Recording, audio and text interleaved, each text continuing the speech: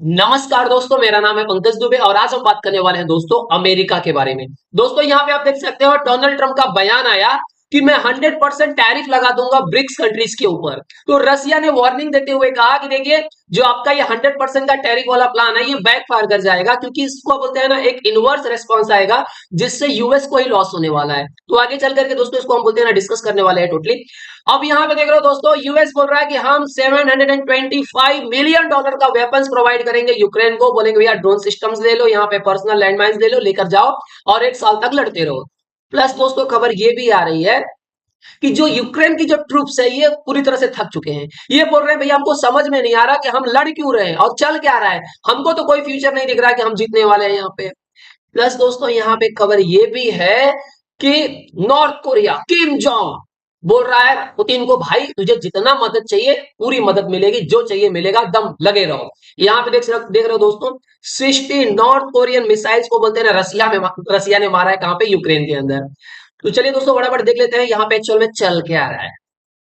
तो दोस्तों जैसा कि आप जानते हो कि 2 दिन पहले डोनाल्ड ट्रंप ने बोला कि देखिए कुछ कंट्रीज हैं जो ब्रिक्स कंट्रीज हैं ये डॉलर को खत्म करने की कोशिश कर रहे हैं, ये लोग डॉलर को डंप करना चाहते हैं, तो मैं इन सभी ब्रिक्स कंट्रीज के ऊपर 100% टैरिफ लगा दूंगा।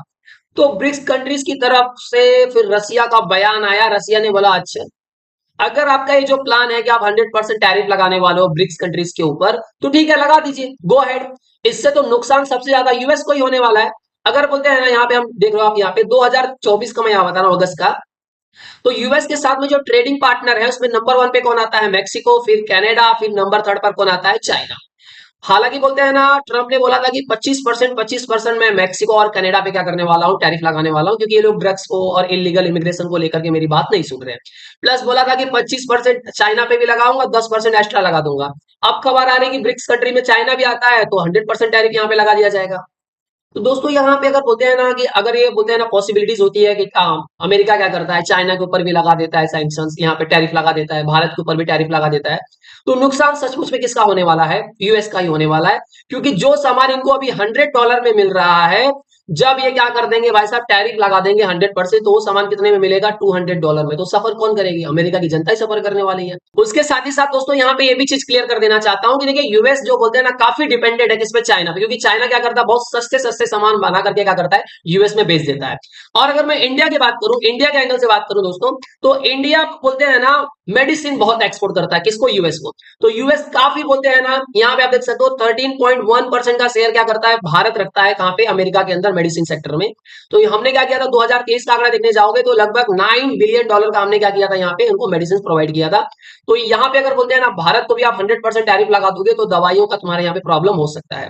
तो ये सब चीजें चल रही थी, तो ब्रिक्स की तरफ रसिया ने बोला हाँ भाई जाओ, अगर आपको बोलते हैं ना 100% टैरिफ लगाना है तो लगा दो, क्योंकि हम भी तैयार बैठे हैं यहाँ पे। प्लस ये सब तो चल ही रहा है दोस्तों। अब यूएस का क्या कहना है कि देखिए हम $725 मिलियन देने वाले हैं वेपन्स के लिए, जाओ जेलेंस्की चच्चा तुम लड़ो। मतलब बाइडेन पूरा बोलते हैं ना कोशिश कर रहे हैं कि भाई साहब वर्ल्ड वॉर 3 करवा के ही जाऊं, हो जाने तो मैं तो बुढ़ा हो गया हूँ, जाने ही वाला हूँ, वर्ल्ड वॉर 3 के साथ ही चल दूंगा।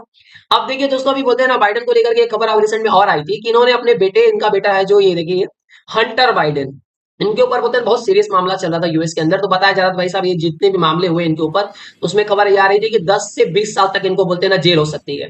तो पहले बाइडेन ने बोला कि देखिए मैं अपने बेटे को माफ ऑफ नहीं करूंगा, ऐसा कुछ नहीं करूंगा, मैं प्रेसिडेंशियल पावर का यूज नहीं करूंगा। और जाते जाते इनको समझ में आ गया कि भैया अब यूज करना पड़ेगा, तो इन्होंने प्रेसिडेंशियल पावर का यूज किया और अपने बेटे को बोलते हैं ना माफ कर दिया कि भैया जिनके ऊपर जो भी एलिगेशन लगाए गए हैं मेरे बेटे के ऊपर मैं सबको माफ करता हूँ। मतलब भाई जब प्रेसिडेंशियल पावर अब इन्होंने बोल दिया है तो जितने भी एलिगेशन इनके ऊपर लगाए गए, जो भी केसेस चल रहे हैं इनके बेटे के ऊपर, सब क्या कर दिए जाएंगे, हटा दिए जाएंगे। तो उसका बोलते हैं ना ट्रम्प बहुत मजा ले रहे हैं, बोलते देखो ये बोलते थे कि जब ट्रम्प प्रेसिडेंट बनेंगे तो अपने ऊपर सब चार्जेस हटा देंगे, हमने तो अभी तक हटाए नहीं लेकिन उन्होंने अपने बेटे का हटा दिए। तो चाचा बोलते हैं कि चलो मैंने किसी का तो भला नहीं किया, जाते जाते कम से कम अपने बेटे का तो भला करके जाऊं, जेलेंस्की का तो भला नहीं कर पाया मैंने। यहाँ पे देखिए अब लोगों ने ये बोला कि क्या बाइडेन ने अपने फैमिली को एकदम ऊपर रख दिया है, प्रिंसिपल सिद्धांत किसी की बात ही नहीं करेंगे, फैमिली फर्स्ट यहाँ पे चल रही है। और ये बाइडेन की वाइफ ने बोला कि हाँ ये बात तो जो किया मेरे पति ने बहुत बढ़िया किया, ये भी सपोर्ट दे रही है।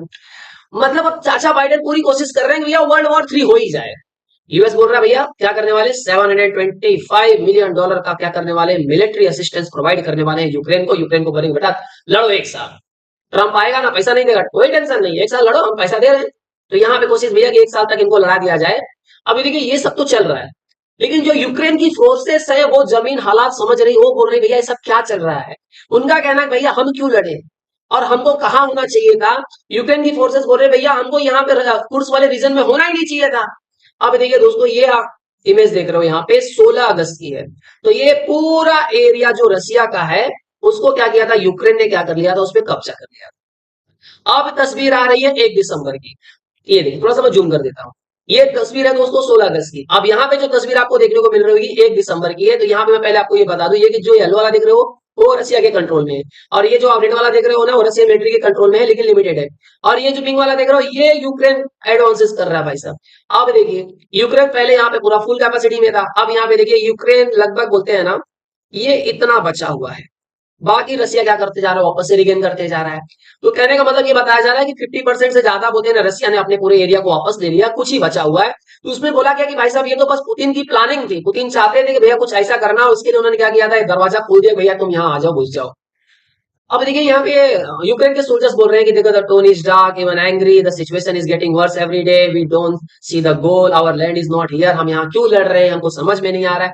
आखिर बोलते हैं ना जो हमारे लीडर्स हमको बोल रहे हैं भैया लड़े जाओ लड़े जाओ। अब यहाँ पे इनकी लीडर की तरफ से ये बोला जा रहा है भैया कि जब तक बोलते हैं ना ट्रम्प क्या करते हैं प्रेसिडेंट नहीं बन जाते हैं, जब तक चीजें चेंज नहीं हो जाती है तब तक आप लड़ते रहो। तो ऑर्डर्स इनको आया कि भैया आप बोलते हैं ना स्मॉल सिल्वर रशियन टेरिटरी पे क्या करो, आप वहां पे लगे रहो, जब तक नए प्रेसिडेंट आकर के शपथ ग्रहण नहीं करते हैं, नई पॉलिसीज नहीं आती है, तब तक आप वहां पे टंगे रहो, लड़ते रहो आप। देखिए सोल्जर्स को ये लग रहा है भाई साहब यहाँ पे यूक्रेन के कि हम लोग गलत जगह पर हैं, हमको यूक्रेन के ईस्टर्न फ्रंट पे होना चाहिए था, और हम लोग क्या कर रहे हैं रसिया की टेरिटरी को ऑक्यूपाई करके यहाँ पे बैठे हुए हैं। पुतिन का तो यही दिमाग था, पुतिन तो यही चाहते थे, पुतिन की ये चाल थी भैया तुम यहाँ फंसो तुमको हम वहां धोएंगे। प्लस इनका ये भी बोलना था कि देखिए जो 10,000 नॉर्थ कोरियन ट्रूप्स की यहाँ पे बात हो रही थी कि वो आए हैं लड़ने के लिए, कुर्स में आगे डिप्लॉय हैं, बोलते हैं हमने आज तक किसी बोलते हैं नॉर्थ कोरियन बोलते हैं ना सोल्जर्स को यहाँ पे नहीं देखा।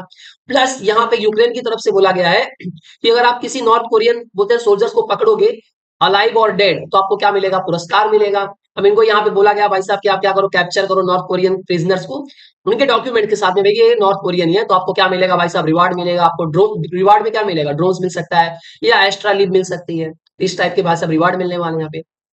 अब इनका क्या करना है, कहना है यूक्रेनियन फोर्सेस का कि ये बहुत डिफिकल्ट है नॉर्थ कोरियन को पहचानना, बोलते हैं जिस तरह का डार्क फुल फॉरेस्ट है वहां पे अंधेरे में हम क्या ही समझे।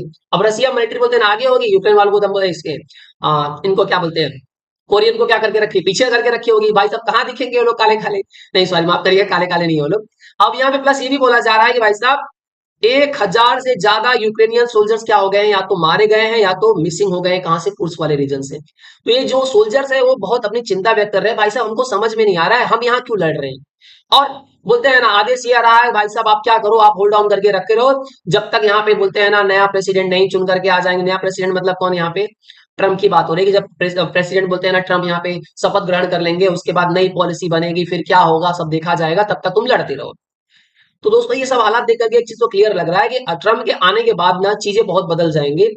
चीजें जैसी बदलने वाली है कि हो सकता है कि ट्रम्प क्या करेंगे, या तो टैरिफ वॉर में घुस जाएंगे, या तो पहला देखिए टैरिफ में तो ये 100% है कि कुछ टैरिफ तो लगाने वाले हैं। प्लस लेकिन यहाँ पे जो इजराइल का जो चल रहा है, जो यूक्रेन रसिया का चल रहा है, वो कॉन्फ्लिक्ट देखने को मिलेगा आपको कि शायद बोलते हैं ना बहुत जल्दी खत्म हो जाए। तो दोस्तों आई होप से ये पूरा आर्टिकल आपको पसंद आया होगा। दोस्तों अगर वीडियो पसंद आया होगा तो वीडियो को लाइक करके हमारे चैनल को सब्सक्राइब कर लीजिएगा। And thank you so much for watching this video.